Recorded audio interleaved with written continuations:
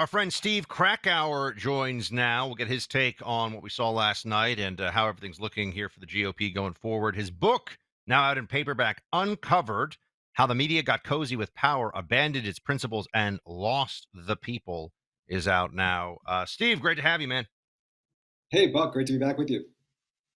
So let's actually just get your from the perspective of the media coverage of last night and what Biden said, and really focus in on that for a second here.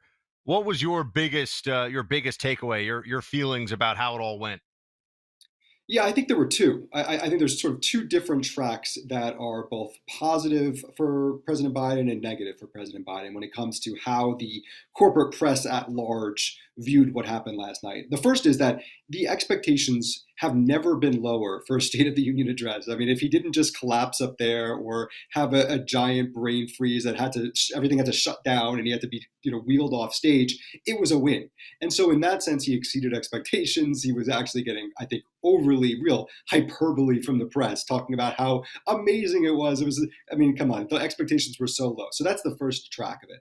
The second, though, was that it was an overtly political speech, so much so that even people like John King on CNN was saying in 36 years of watching State of the Union addresses, this was the most political speech he's ever seen given in that role. That's, of course, more than the Donald Trump speeches in 2018 and 2019. So, in that sense, I think yes, it may have appeased the pundits on the left and in the media, gave them something positive to talk about President Biden. However, I don't think it will appeal to the general independent, fairly apolitical voter in the country that, frankly, Joe Biden right now needs to convince that he's worthy of voting for. Okay, yeah, he's not going to be dying tomorrow, but he is a very just delivered a very divisive, very political speech in a setting that's not really typical for.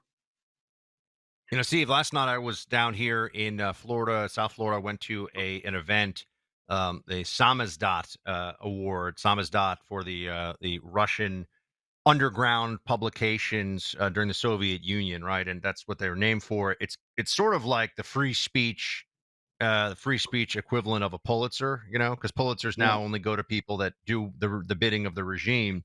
And the people honored included, say, Dr. J. Bhattacharya, Miranda Devine, and I thought it was interesting that the media treated Dr. Bhattacharya horribly and have no introspection about this at all, right? He was somebody who on COVID, he was an author of the Great Barrington Declaration. Everything that he said turned out to be not just true, but showed tremendous courage and foresight. But the media apparatus just congratulates itself even when it's wrong, and it tries to destroy good people. I mean, how do we change that? Absolutely. I think Dr. Jay Bhattacharya is a perfect example of this. And Buck, he's one of the 26 people I talked to on the record in my book, Uncovered.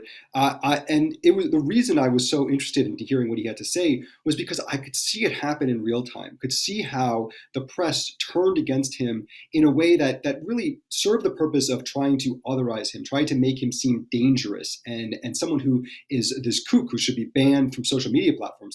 That's the next step we see with the corporate media today. It's not just that ideas are bad or stupid, it's that they're dangerous ideas. When you start describing dangerous ideas, now all of a sudden you have to deal with them in a very different way.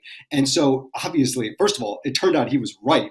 But even if he wasn't right, it would be completely ridiculous for the press to describe him as dangerous. I mean, this is a Stanford expert. I mean, it was absolutely outrageous. But what he described to me in the book is the way that Dr. Fauci and Dr. Collins and others in the establishment consensus apparatus that existed in DC, they were so cozy with the reporters that were covering them that they took dictation from the Dr. Fauci's of the world, these reporters. And he was saying that reporters from the New York Times during this, when the Great Barrington Declaration came out, would call him and quote for him, well, why would you believe that we should just let the virus spread throughout the community? And he said, well, I never wrote that. I don't believe that. But that's what Dr. Fauci was essentially giving these reporters to dictate. This was that he was dictating the coverage of people like Dr. Vijay Bhattacharya. And whether it's COVID, whether it's the Hunter Biden laptop story, which I get into in my book, there is what's more concerning than just a political bias that exists in the media and has existed for a very long time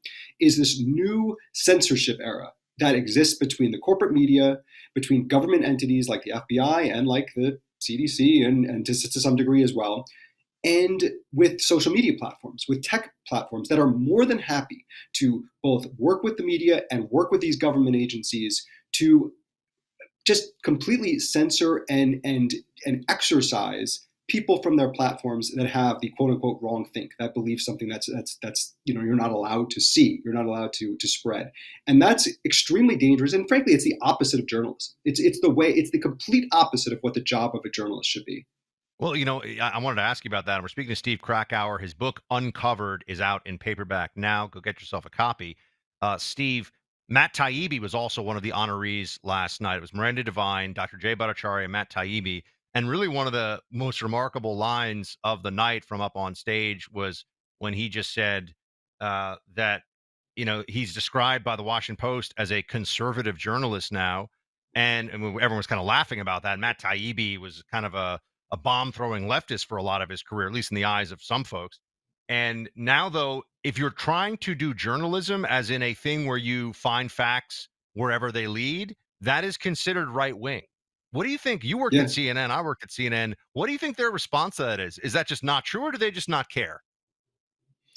I would say, unfortunately, it's probably the nuanced answer is it's a little bit of both. I think that there is an element that simply don't care. They believe that we are ever since 2016. I think it took Donald Trump winning in 2016 to amplify a lot of these problems, but they believe that they are now in this existential fight for democracy with the country, and so the rules as they once existed in the world of journalism no longer apply. It's so funny. I used to point out hypocrisy in my newsletter, Fourth Watch, or I do it a lot in the book Uncovered, and it's really pointless. They don't care about being hypocritical. Yes, That's that's no right. They longer don't a care. I've problem been anymore. saying this for Right? yeah.